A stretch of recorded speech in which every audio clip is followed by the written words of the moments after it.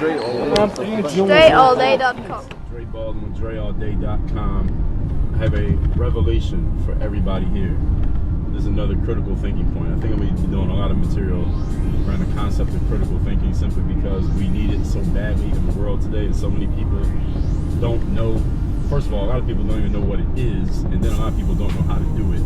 They do not teach this to you in schools. Your parents probably are unqualified to teach this to you. Your school teachers are unqualified to teach it. Therefore, the only way you learn it is by seeking it out, and a lot of people don't seek this kind of information.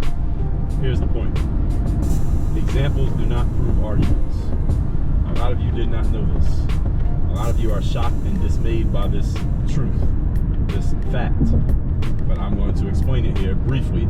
I have a whole episode of my podcast where I've already explained this, by the way. So if you haven't seen that episode, it's on YouTube. Look it up. The topic again is examples do not prove arguments. So let me frame this out for you briefly. If you have an example of something happening, that is not proof that that thing that you experience, witness, or know about is true.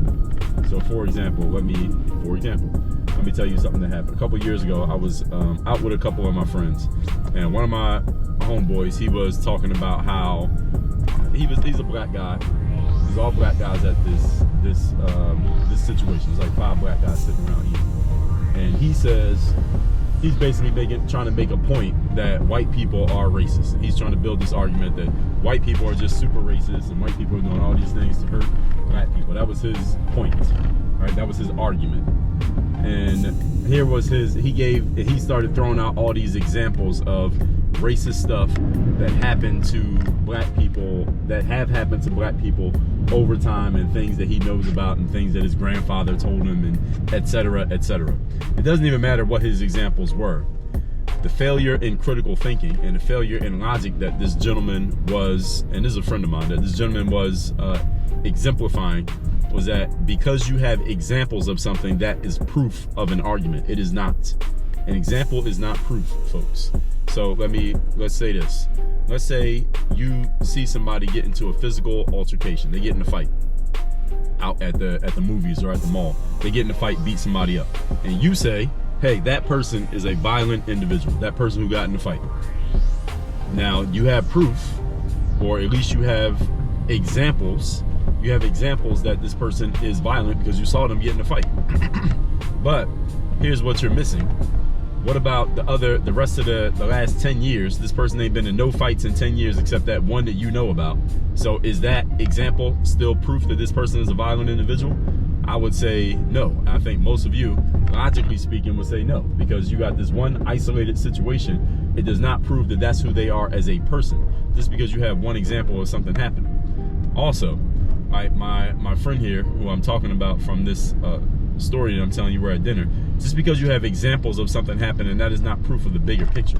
The bigger picture of something, if you want to put a blanket on something, you need to be able to prove that this thing stands up logically, not just emotionally. And the problem for a lot of people is that they use anecdotal evidence.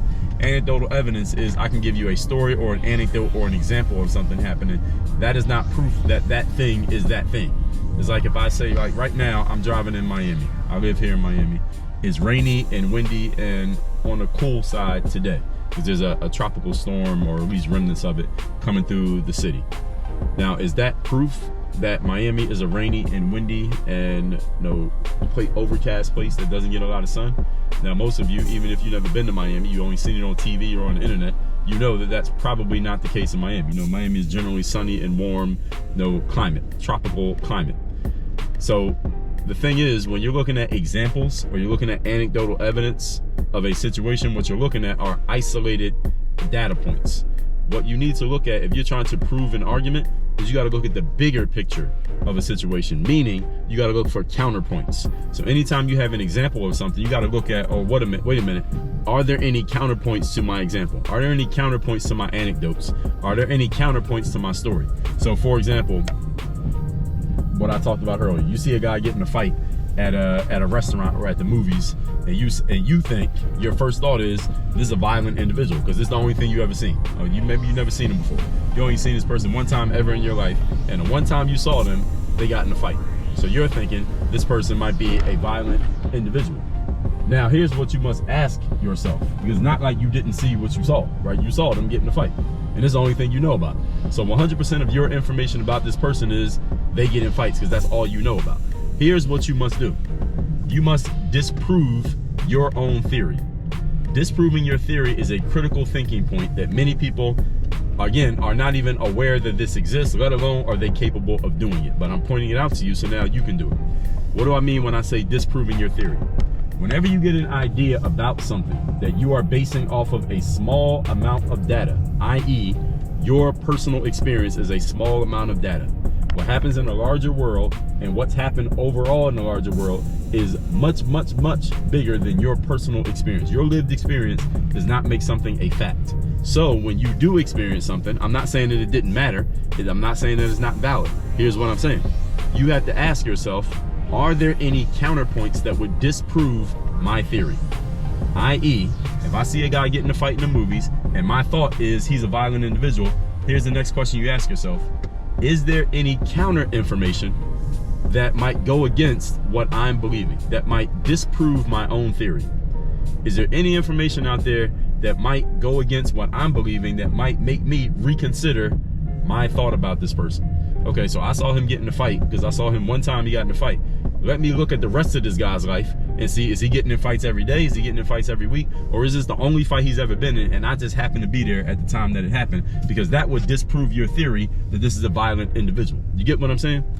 You need to look for, all of you critical thinkers, all of you who consider yourself logical and you consider yourself smart, you must always look for reasons to disprove your own beliefs.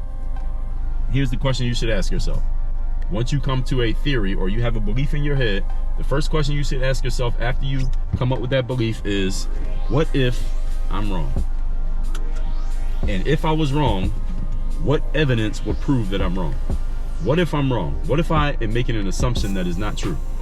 What if I'm believing something just based on my emotions, but this is not based in having enough evidence to really solidify this belief? What if I'm wrong? If I was wrong, how could I prove myself wrong? This is what scientists do. This is what the scientific method does. And by the way, you know, there's some people out there trying to cancel the scientific method because they're trying to cancel critical thinking because they want to control you based on emotion instead of based on logic. Be aware of these people. Be wary of their patterns. Notice these things. Anytime, again, this is the point that I want you to take home with you of everything I've said in this video. Anytime you are trying to come to a conclusion based on your own beliefs and even your own lived experience, even the things that somebody told you that you believe, even things you have seen with your own two eyes, the first question you should ask yourself is, what if I'm basing this on not enough information? If I was wrong, how would I be wrong and how could I find out? When you start asking yourself that question, you will start thinking a lot more logically. You will start thinking a lot more critically. You will stop making assumptions about things and you will get actual information. Those are two different things. And you will be much better at having critical conversations and having logical conversations and knowing what you're talking about rather than making assumptions based on your emotional lived experience. Your lived experience does not make something a fact. That applies to everybody. Everybody got that?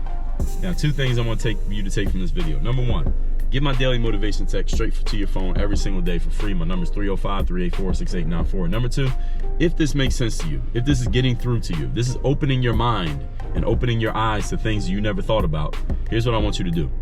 Get your ticket to my next live event. It's called Work on Your Game Live. It's happening February 3rd and 4th in Miami. If this makes sense to you, imagine if we could open up your mind about other things like relationships, like the way you converse with other people, the way you listen to and speak to other people, the way you run your business, and how you could apply this to your business and making more money. If that sounds good, get your ticket by going to workonyourgame.live. That event is February 3rd and 4th. It's here in Miami, Florida, where it is going to be warm and sunny because that's how it usually is. So even though it's rainy today, it's going to be warm and sunny when you come to Miami. All right, you got my word on that. That's February 3rd and 4th. The ticket is at workonyourgame.live. The link's down below in the description. Work on your game. Dre all day.